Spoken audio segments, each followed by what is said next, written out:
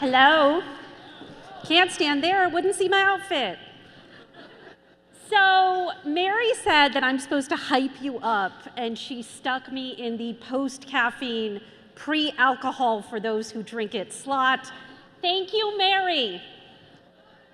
Luckily for me, I get to share content with you that's gonna hype you up itself. This is our Amplify project, of which I am proud to be a small part of a very large collective of ongoing continuous research, content creation, and distribution to get us on offense. There's been a lot of talk and much ado about the who. You know what I mean, the who. And I think forgotten in that discussion of who is going to be at the top of the ticket, we've forgotten to have a conversation about the how. And by the how, I mean how we defeat this would-be MAGA dictatorship, this authoritarian faction that you just heard about. My superlative in high school was most sarcastic, so again, me hyping you, it's a tough call. So I'm gonna let past you hype you and remind you that on a stage not dissimilar to this one in Pittsburgh, Netroots was kind enough to let me be there, and I talked about the precursor to Amplify, which we called Protect Our Freedoms.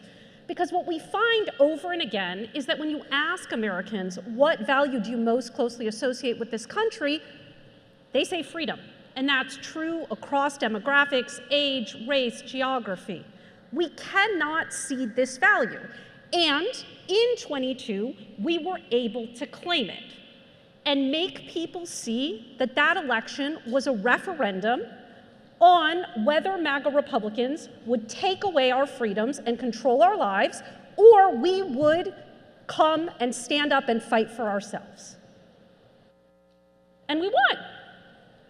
Well, I should be more specific, because actually 22 was a tale of two elections. An election that in 15 states saw historic turnout on par with 2018, which is all the more remarkable because we were in the incumbency. And in those places, candidates and groups made MAGA focal and made it clear that people had to turn out and turn up and pay attention and engage in order to protect their freedoms. In the other 35 states, turnout was as predicted anemic, and Democrats actually lost, which is how the House slipped out of our grasp. And so here we are, 2024. More testing, more checking, including on overarching slogans. And we have arrived here at this branding to create a signal to break through all of the noise, a repeated trope that we can use over and again, no matter how we're campaigning. Our freedoms, our families, our futures. We do this work understanding not just what we need people to think, but how they're presently feeling and how to move them along the emotional continuum required. How are people feeling? How are you feeling? Thank you. That's right. Well, whatever it is you're doing, we need to hang out with you, because most people, they're not feeling so great, unfortunately. And in fact, what we see is a lot of doom and a lot of despair. And this amazing person aside, I mean, are you even really a Democrat if you're not constantly in a despair cycle? I don't know. Sort of our brand, right? Resting despair phase. So what it's important to understand is that yes, the voters that are at highest flight risk for us, the disaffected Dems and the swing, they're feeling down and out, much like perhaps many of us. But despair is actually an intentional strategy. The ultimate aim of an authoritarian faction is actually to erode our will to resist in the first place. Because if we're still fighting, if we're still pushing back, if we're still claiming, that's costly for them. They actually have to expend energy. And so we have to disrupt that doom loop. In today's news, corporate price gouging. New abortion ban. Yes.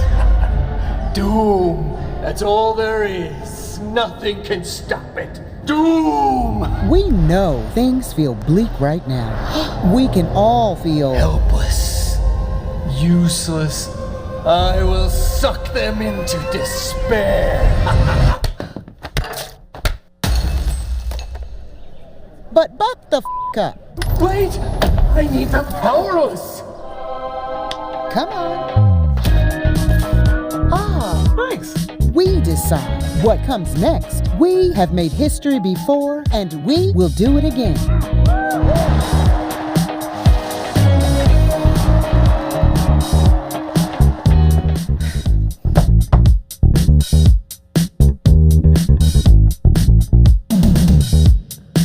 Let's do this.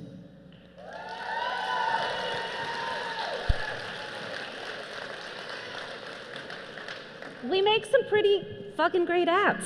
And they're all free, and they're white labeled. You can use them. So let's go back to the overarching story we need to tell. And again, as I said before, absolutely essential that we claim freedom. This is probably most familiar to us already in the realm of abortion, where I would argue this has pretty much been our message since the horrendous Dobbs decision. And there are many ways to inject freedom into this debate. For example, Dear Layla, you're only 2 now, but I'm writing this letter to the future you who's all grown up. I want you to live in a country where you have the freedom to make decisions about your body. Things feel so uncertain these days. I don't know how to solve everything, but there's one thing I can do. I can vote and get others to vote too, for real leaders who care about our freedoms. And that makes me feel like I can protect you and the family you might decide to have one day. Love, Mom.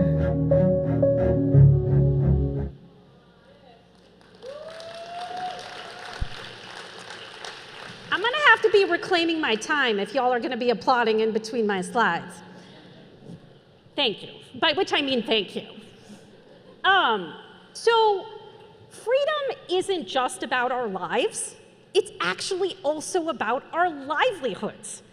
It turns out that we can repeat this trope and make a more repeated argument so that people are hearing us over and again by having an overarching message that works across different domains, including, of course, that all-important thing, how, oh how do Democrats talk about economic issues?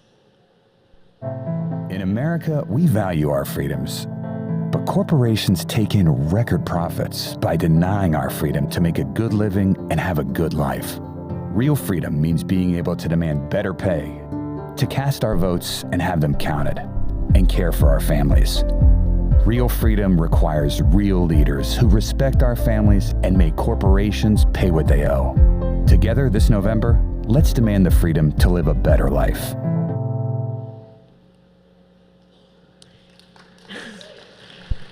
And for whom do we want that freedom? For our families.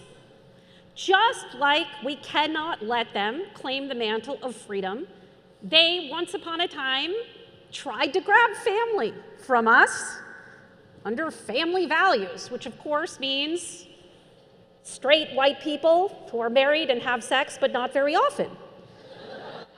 We can't let them have families either. And when I say we can't let them have families, and when I say we need to go on offense, I mean across issues, including, again, that bête noire, the economy.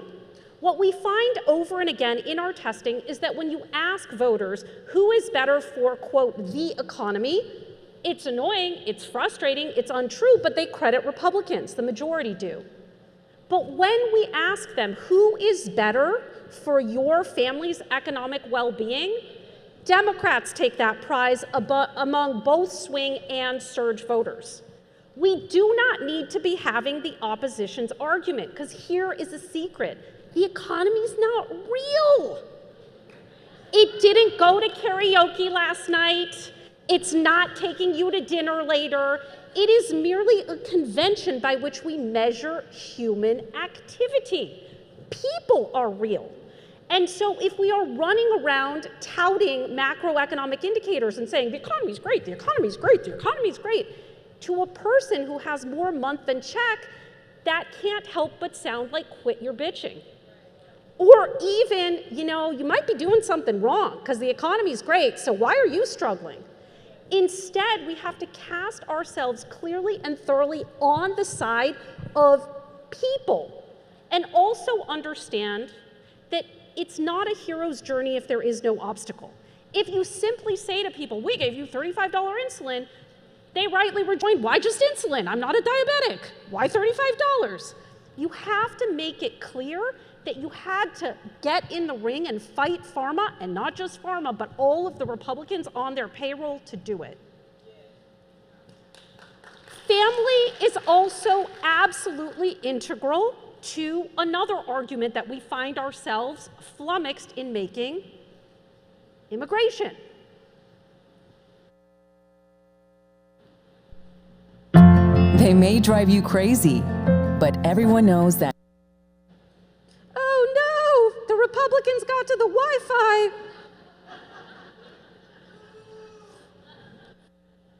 What's happening? Should I just skip ahead? The tech people aren't going to talk to me. What am I doing? Okay, I'm going to go back. I'm going to make something. Okay, let's try it again.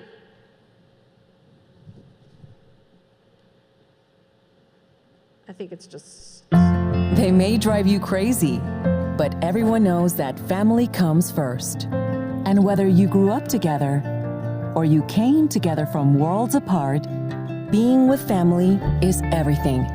President Biden knows this. That's why he signed an order ensuring Americans won't be separated from our undocumented spouses, because love makes a family. Thank you, President Biden. We have been trapped for far too long in a noxious set of two stories about immigrants, one from our opposition that they are villains, and another from a very, very well-meaning set of us that they're victims. And that, at best, can engender sympathy, a call to feel sorry for, quote, those people. But if you are engaged in a sympathy-based argument, you are othering. And in fact, what we find in our testing is that people who are immigrants, especially undocumented people, don't like that kind of messaging. And so what we need to do is to reaffirm what we share, essential things like a hunger for freedom, like a desire to be with family, and recast the debate in our own terms. In other words, go on offense. Which brings us to our futures. The right has long mastered this idea of talking about the future by painting an ongoing horror show of all of the terrible things that are going to occur through their very own reuse of the acronym CRT, by which I mean crime, race, trans. They have one story. They just keep cycling through the characters. They select a scapegoat. They don't want their people getting bored. And they ask you to consider that other as an ill on society and the reason you can't get a job, or the reason why your neighborhood isn't okay, or the reason why your kid's school is not good, or the reason why the hospitals are overcrowded.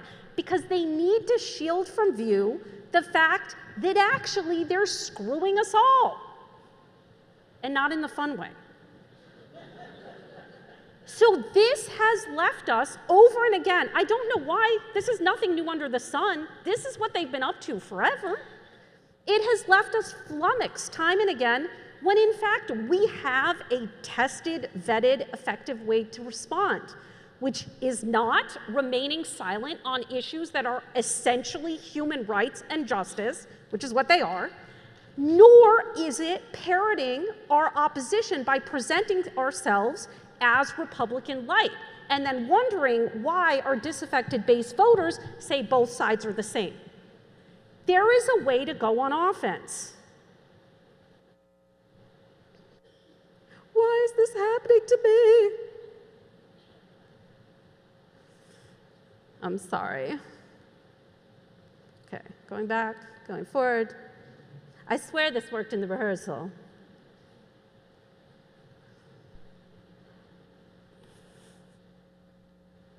A terrifying monster is coming. Beware of It's just a rainbow? the rainbow. I'm sorry, why is this scary?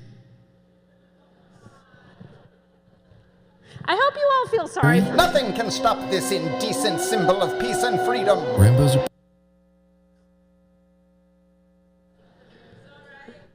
pretty beautiful, though. Republican lawmakers want you to stay afraid, so you don't notice everything they're doing to you. I feel like that's the scary thing. Can we edit this? Watch out for the terrifying menace. Republicans in office! Yeah, that makes more sense.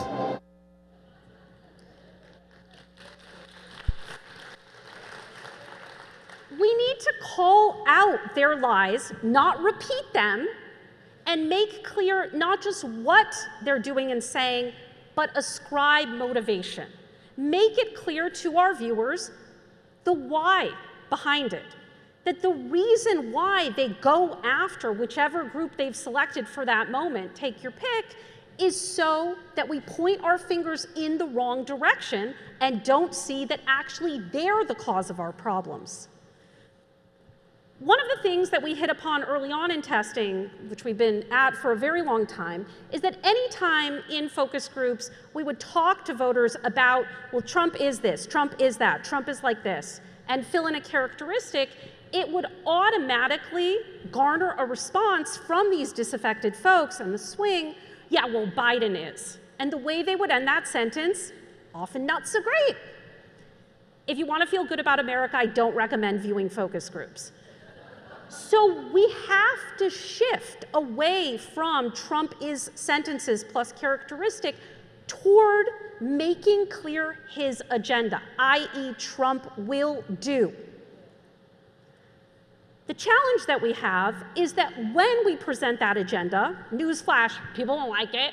When we show them Project 2025, when we show them his clips, when we talk about what he and his ilk have said, people don't like it. But often what they say back to us is, but it's never gonna happen. I have come to call this the credulity chasm. The way that we manage this is by making sure that we are not just heaping upon people the dark, horrible possibility. Because the human brain is created to try to tune out stuff that is too overwhelming to take in. High climate change messaging for I have forgotten how many years. You have to make sure that when you present this agenda, it feels tangible and personal, and it feels like they are the ones who get to decide whether it happens or doesn't. What if a decision you make this year determines whether you get to make future decisions? Over what happens to your body? Over who you can love? Over whether your vote counts? Or confining yourself to a future where the wealthy and powerful few make decisions for you. This November, vote for our freedoms, our families, our futures.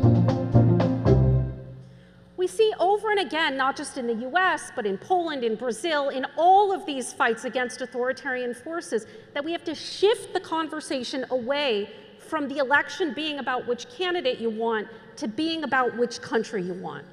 Which brings me to my end, and France. I was honored and fortunate enough to be able to pitch in with the new Popular Front in France. And it's a complicated situation, and it's a different place, and it's a parliament, and it's a runoff, and many differences. But the way that they won is by going on offense, by using humor and history to make unequivocally clear to their voters that the election was about a struggle of freedom versus fascism, or in the French, liberté versus Le Pen. They were able to hold together a very fractious coalition across left and center left by telling people over and again, it is better to fight among family than to face fascism alone. And that is what we need to remind ourselves. Thank you.